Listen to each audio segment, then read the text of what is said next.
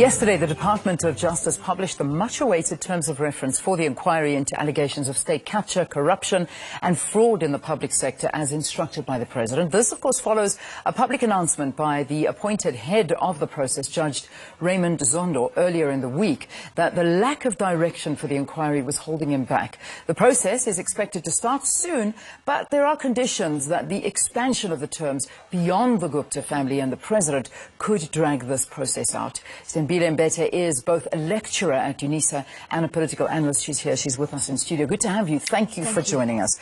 So these terms of reference, now they are, I mean, we were expecting this to be a big bone of contention, and they would change drastically to what was actually found in the state of capture report. However, they're very similar. They're very, very similar to what was in the original Public Protector's report called State of Capture from 2016. So investigating the improper influence over the President and other members of the National Executive, including deputy ministers, looking at whether the President had any influence in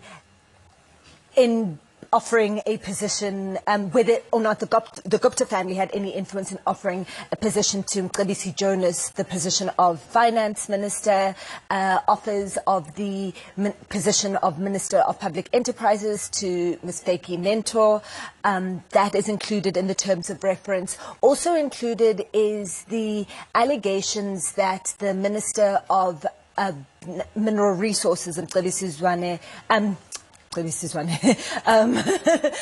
Zwane, whether he influenced at all a bank inquiry into the different banks because of their relationship or their treatment of the Gupta family. So all of those issues were in the original report, and they are in the terms of reference as well. The terms of reference has not gone further back in time either to investigate state capture under the apartheid government or anything going further than that, which had been a bone of contention, something that the current public protector had wanted to include in the terms of reference. But the terms of reference now, with the 6-month deadline that they've got, are pretty much centered on the original state of capture report. There is, of course, as the Prophet alluded to, provision in these terms of reference for them to be expanded or to be added onto as and when becomes necessary through the...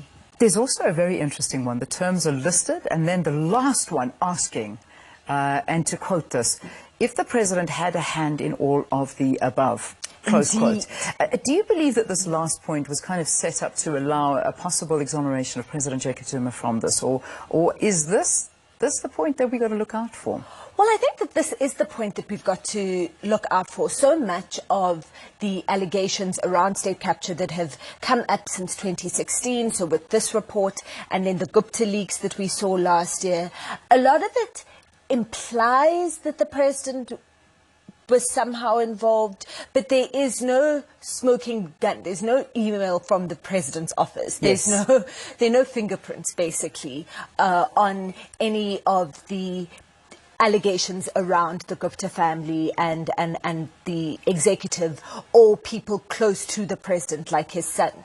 And so really what this seems to be opening the door for is for real close investigation about whether any of these things have taken place with the President's knowledge, with his endorsement, or even worse than with his direction, whether these were direct orders from the President about what should be done. And as the Prof was saying, that let's remember that what comes out of the investigation of this commission is then will have teeth if it's taken up by the criminal justice system or if it's acted on politically. So if it affects the appointments of particular ministers or anybody else that's been involved. Now, we've also seen Parliament's Justice Committee expressing frustration with the delay of the terms of reference. Do you think that this now, obviously, is with the terms out now, do you think that this is going to help them? Yes, certainly. It is going to help them, and it really moves things along, right? So having the terms of reference means that the Commission of Inquiry is now officially can get underway. Of course, there are a whole lot of logistical things, and I think that was what the judge was alluding to. There are a whole lot of things that need to be then taken care of around the logistics. Where is it going to sit? When is it going to begin? Okay, so these are the things that need to be decided from now. So they've been given, within the terms of reference, 180 days to conclude their work and to report. So they've got to start as fast as possible. Where are the Guptas? And this is a question that, in fact, I've just seen a lot of people asking. Are they in the country? Are they around? Legally, they need to be here. I mean, Indeed. Surely all of them are going to be called for this one. I mean, we know that the President's son, Duduzane, is going to be one of the first to come up in the commission. So, I mean, obviously they are now committed to be here. They have to appear, right?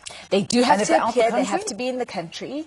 And so if they are not in the country, then that is when our legal system is going to have to step in and try to get them back from wherever they are. And so that's then going to be a whole other level of complication. Of course, this also depends on who is implicated and the extent of cooperation that there is between our prosecutorial authorities and the prosecutorial authorities in other parts of the world. Whether we know that Sir Lord Peter Hain, for example, has brought up a whole lot of issues of what he believes has been wrongdoing within the British jurisdiction of British banks and other entities. We know that there are efforts to get some investigation on issues in the US. And so whether there will be cooperation from international bodies to get the relevant people that need to answer questions back in the country is then going to be a very important thing. There's obviously also so much more evidence that has come out since the State of Inquiry Commission. I mean, the Gupta leaks have come through, the emails that weren't necessarily seen before. Maybe they were, but I don't think so. The public protector didn't say so, that she has seen them. So there's a lot more to add to this investigation, which I imagine will make it stronger, including these international ones that you were talking about. My question over to you is, will we see the President sitting before this commission? The golden question. Can they call him? They can call him. I mean, should they call him? I mean, he is directly implicated. Indeed, they should call him, if only to answer to some of the allegations that may be placed against him, and so to give him right of reply, as he has the right to. Whether or not he will be open to coming, of course, is another question. But there is nothing in our law that prevents the President coming to answer a case at a commission of inquiry.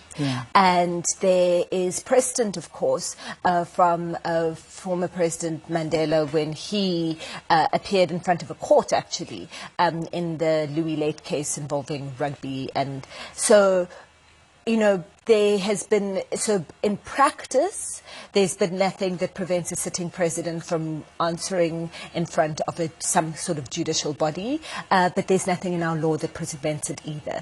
And so we will see whether or not the president will be called.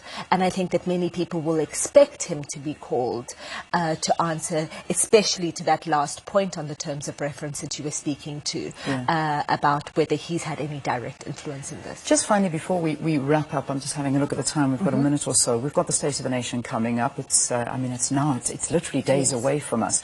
A lot of people saying that President Jacob Zuma, if he delivers that State of the Nation, it doesn't look good for the party, it won't look good for the country, and most importantly, it won't look good for Deputy President Cyril Ramaphosa, because he is now the leader of the ANC and he needs to take a step. What do you believe? I mean, if predictions are anything to go by, do you think we will see President Jacob Zuma delivering this? It looks like it's going to be that way, but is that the right decision? Look, so we know that the President's office has released its schedule, saying that he is going to give that address. I think the big thing is about whether or not the President's supporters within the ANC will support or will allow themselves to stand down for the President to be able to step down and to resign as the President, so that he won't give that State of the Nation address.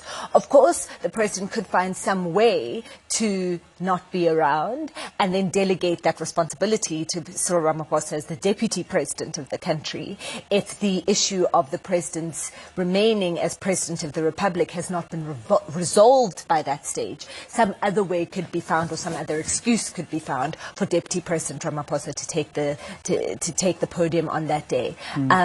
But we'll see. It's going to be a very busy 2 weeks.